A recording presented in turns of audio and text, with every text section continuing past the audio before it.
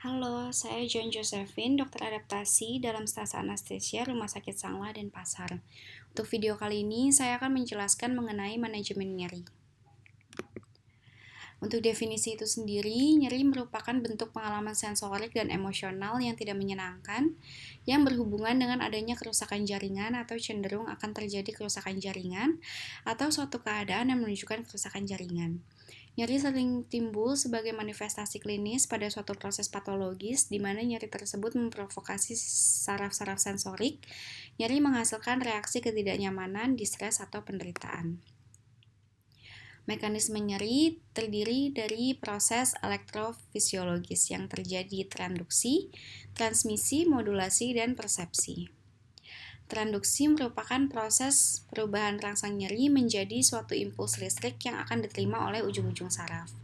Transmisi adalah proses penyaluran impuls listrik sepanjang jalur nyeri. Modulasi adalah proses modifikasi terhadap rangsang, dapat berupa proses augmentasi atau inhibisi. Persepsi adalah proses terakhir saat stimulasi sudah mencapai korteks sehingga mencapai tingkat kesadaran yang selanjutnya akan diterjemahkan dalam tanggapan terhadap rangsang nyeri tersebut. Seperti ini adalah mekanisme nyeri.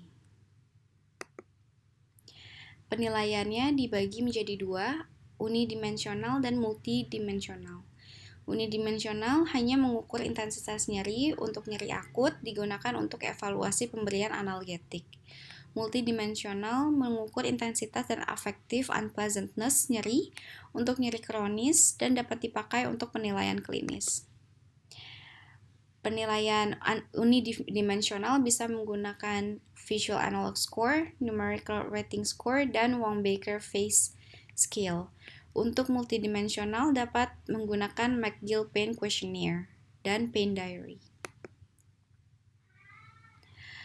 Tanda pada kedua ujung garis tersebut dapat berupa angka atau pernyataan deskriptif. Ujung yang satu mewakili tidak ada nyeri, sedangkan ujung yang lain mewakili rasa nyeri terparah yang mungkin terjadi. Kelebihannya adalah cepat dan sederhana, mudah dan cepat dipahami dan diinterpretasikan, dan digunakan dalam banyak studi. Namun kekurangannya adalah tidak untuk emergency, tidak untuk pasien dengan gangguan kognitif, kesadaran, dan visual.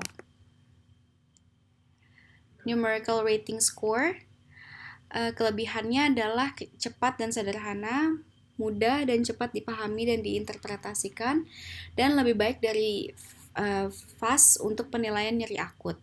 Kekurangannya adalah untuk tidak untuk emergency, keterbatasan pilihan kata untuk menggambarkan nyeri, dan tidak untuk pasien dengan gangguan kognitif dan kesadaran. Wong-Baker Face Scale digunakan pada pasien dewasa dan anak lebih dari 3 tahun yang tidak dapat menggambarkan intensitas nyerinya dengan angka. Kelebihannya adalah cepat dan sederhana, mudah dan cepat dipahami dan diinterpretasikan, minimal instruksi, dan bisa digunakan bersama dengan FAST score. Kekurangannya, afeksi dapat membingungkan sejalan dengan intensitas nyeri. McGill Pain Questionnaire, kelebihannya untuk nyeri kronik yang bervariasi, deskripsi nyeri lebih jelas, tersedia dalam long form dan short form, tersedia dalam banyak terjemahan. Namun kekurangannya cukup kompleks, memerlukan instruksi yang cukup jelas kepada pasien, dan pasien diharuskan memiliki kemampuan kognitif, komunikasi, dan motorik yang baik. Pain Diary adalah catatan tertulis atau lisan mengenai pengalaman pasien dan perilakunya. Jenis laporan ini sangat membantu untuk memantau variasi status pasien penyakitnya sehari-hari dan respons pasien terhadap terapi. Pasien mencatat intensitas nyerinya dan kaitkan dengan aktivitas atau intervensi yang dilakukan, misalnya aktivitas harian, tidur, aktivitas seksual, kapan menggunakan obat, makan, dan sebagainya. Kelebihannya, kita dapat melihat pola nyeri, melihat manajemen nyeri yang efektif, dan meningkatkan hubungan dokter dan pasien. Namun kekurangannya dapat terjadi ketidakakuratan data karena memori atau mood dan variasi item dalam penggunaan Pain Diary. Penilaian nyeri merupakan hal yang penting untuk mengetahui intensitas dan menentukan terapi yang efektif. Intensitas nyeri sebaiknya harus dinilai sedini mungkin dan sangat diperlukan komunikasi yang baik dengan pasien. Jenis nyeri bisa dibagi menjadi 3, yaitu nyeri somatik, visceral, dan alih. Untuk nyeri somatik, nyerinya tajam, panas, atau menyengat, dan dapat ditunjukkan lokasinya serta diasosiasikan dengan nyeri tekan lokal dan sekitarnya. Berasal dari kulit, jaringan pengikat, otot, tulang, dan sendi. Nyeri visceral adalah nyeri tumpul, kram, atau kolik yang tidak terlokalisir dan dapat disertai dengan nyeri tekan lokal, nyeri alih, mual, berkeringat, dan perubahan kardiovaskular. Berasal dari organ dalam rongga toraks, abdomen, dan pelvis. Karakteristik nyeri difus dan tidak dapat dilokalisasi, berhubungan dengan aktivitas otonomi, yaitu adalah gelisah, mual, muntah, dan emosi, dan sebagainya.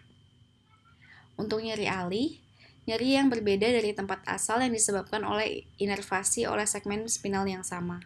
Terjadi karena nyeri alih saraf efferents dari area penggabungan di medula spinalis menghantarkan persepsi salah bahwa nyeri berasal dari area alihan atau yang disebabkan oleh karena kulit memiliki banyak reseptor, sehingga dipersepsikan nyeri di area alihan dibanding lokasi asal. Contohnya adalah angina. Untuk manajemen nyeri ada 3 step. Yang pertama adalah non-opioid agent including NSAIDs dan acetaminophen. Jika pain masih persis atau bertambah buruk, digunakan step 2 yaitu opioid untuk mild to moderate pain.